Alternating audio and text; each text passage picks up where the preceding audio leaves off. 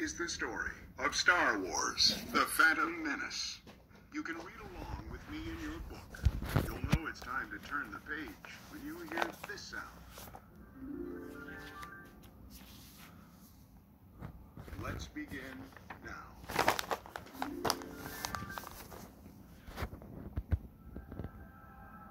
A long time ago, in a galaxy far, far away, there was a beautiful planet called Naboo. Although the people of Naboo and their leader, Queen Amidala, were peaceful and kind, the greedy Trade Federation had surrounded the planet with powerful warships. The Trade Federation was using those ships to stop any food or supplies from reaching Naboo. Two Jedi Knights named Qui-Gon Jinn and Obi-Wan Kenobi traveled to Naboo to help. The Jedi tried to talk to the leaders of the Trade Federation, but the traitors attacked them. Deadly droidekas fired as the Jedi drew their lightsabers in defense. They have shield generators. Qui-Gon knew they had to escape. It's a standoff. Let's go.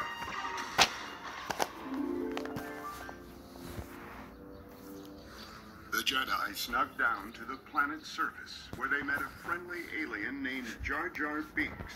Jar Jar offered to help the Jedi. Jar Jar led them to an underwater city where his people, the Gungans, lived. Qui-Gon spoke to the Gungan leaders. The droid army is about to attack the Naboo. We must warn them. The Gungans told the Jedi that the fastest way to get to the Queen's palace was to travel through the center of the planet. The trip would be very dangerous. We need a navigator to get us through the planet's core. Qui-Gon asked if Jar Jar could go with them, and the Gungan leaders agreed. Qui-Gon, Obi-Wan, and Jar Jar hopped on board a Gungan submarine and began their undersea journey. Suddenly, an eerie blue light began to glow beside them. The light was coming from the giant spikes of a monstrous fish. Jar Jar did not like that at all. The fish grabbed their ship in its razor-sharp teeth and shook it back and forth. There was no escape until a second fish swam up and joined the fight. There's always a bigger fish. Obi-Wan propelled their ship away from the two monsters.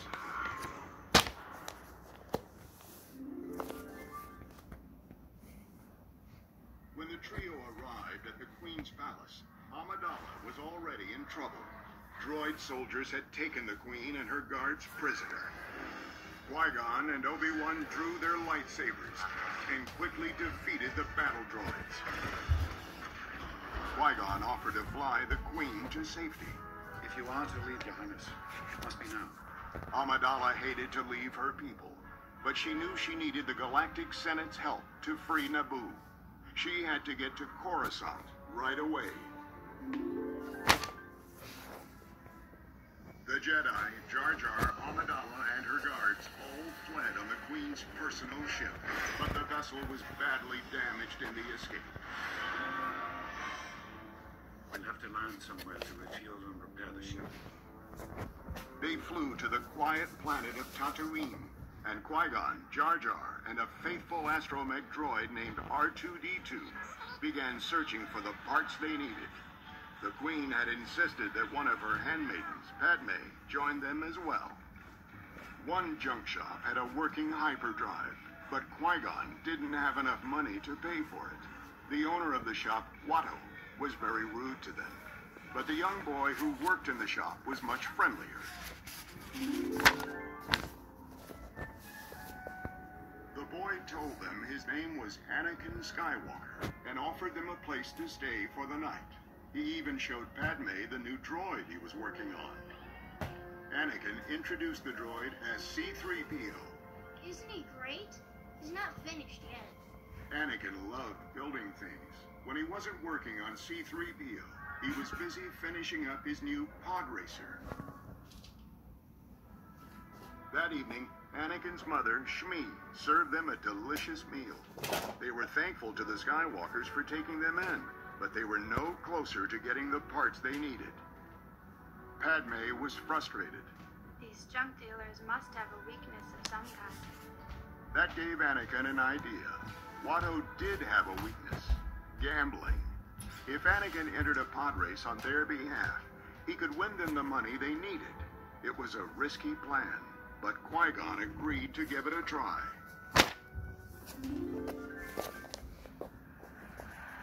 On the day of the race, Qui-Gon helped Anakin get ready. Remember, concentrate on the moment. Use your instincts. Qui-Gon sensed that the boy had a powerful connection to the Force. The Jedi hoped that if Anakin won the race, he could train him in the ways of the Force. Qui-Gon's words echoed in Anakin's mind as he focused on each challenge in the race. Even when another pod racer pilot tried to destroy Anakin's pod racer, Anakin stayed calm. With the Force guiding him, Anakin won the race.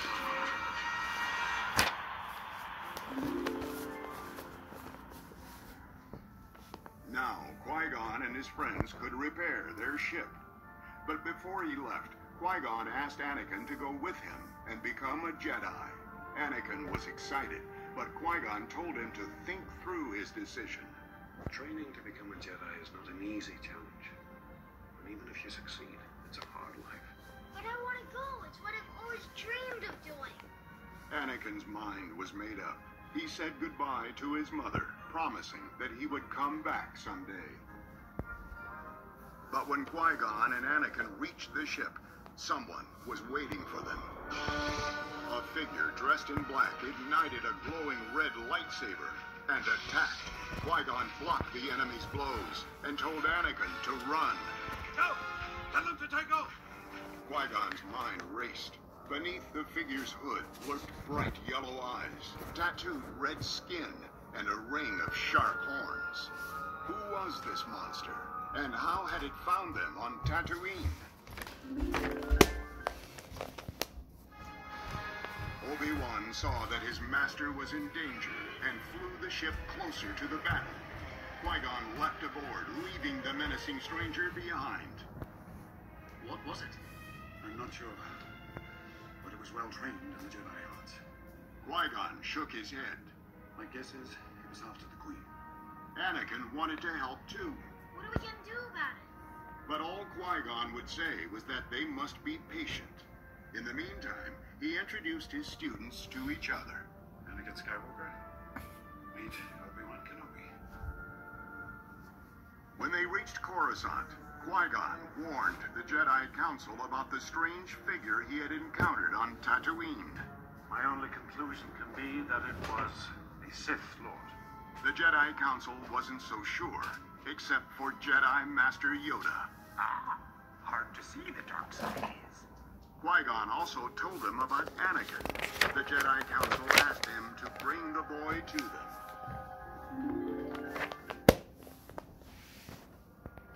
Meanwhile, Queen Amidala had some hard decisions to make.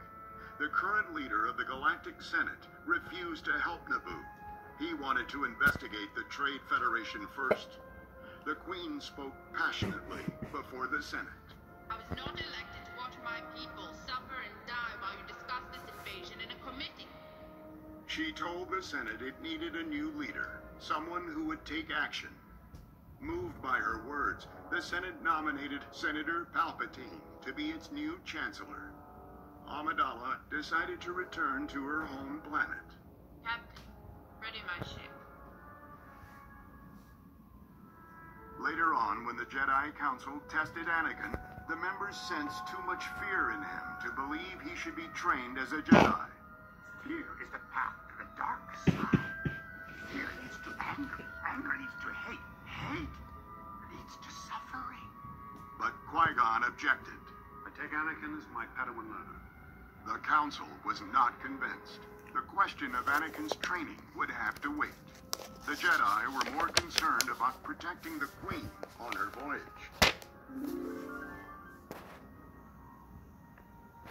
Queen Amidala had a plan.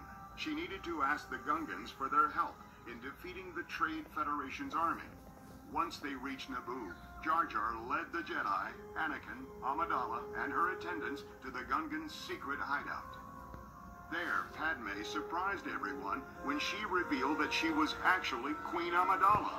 She pleaded with the Gungan leaders. If we do not act quickly, all will be lost forever. I ask you to help us. No, I beg you to help us. The Gungan leaders agreed to join the fight. The Trade Federation had already taken over much of Naboo and now prepared for a final battle. But the Trade Federation was not alone in its quest to conquer the planet. It had the aid of a shadowy figure known only as Darth Sidious. Wipe them out. All of them. Even as a hologram, Sidious was terrifying. But his apprentice, Darth Maul, was just as intimidating. It was he who had attacked Qui-Gon on Tatooine. Darth Sidious trusted that Maul could defeat anyone who stood in his way. The battle soon began. Outside the city, the Trade Federation's droid army passed through the Gungans' protective force fields. But the brave Gungan warriors stood their ground. Meanwhile, the Queen, her guards, and the Jedi snuck into the palace to confront the Trade Federation's leaders. Qui-Gon sensed the mission would be dangerous, so he told Anakin to hide in a nearby starfighter. We'll be safe there.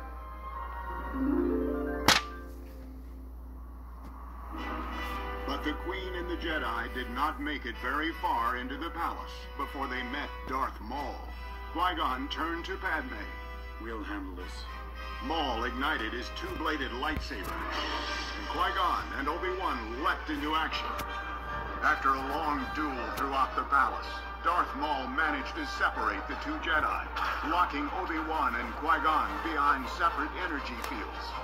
When the barrier between Qui-Gon and Maul vanished, Obi-Wan watched helplessly as Maul attacked Qui-Gon one last time, and the Jedi Master fell silently to the ground.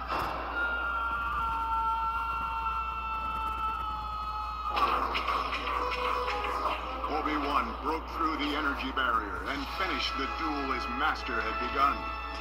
Strengthened by the Force, Obi-Wan defeated Maul once and for all.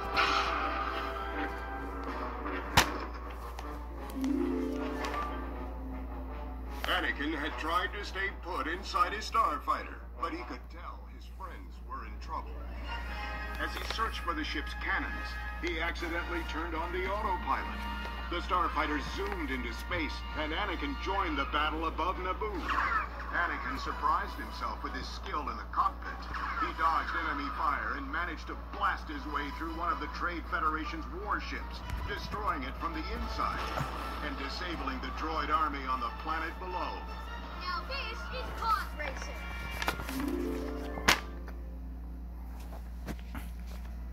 The battle was over. Back at the Jedi Temple, Obi-Wan shared with Yoda how Qui-Gon's last wish was for Obi-Wan to train Anakin in the ways of the Force. Yoda was unsure. Grave danger I fear in his training.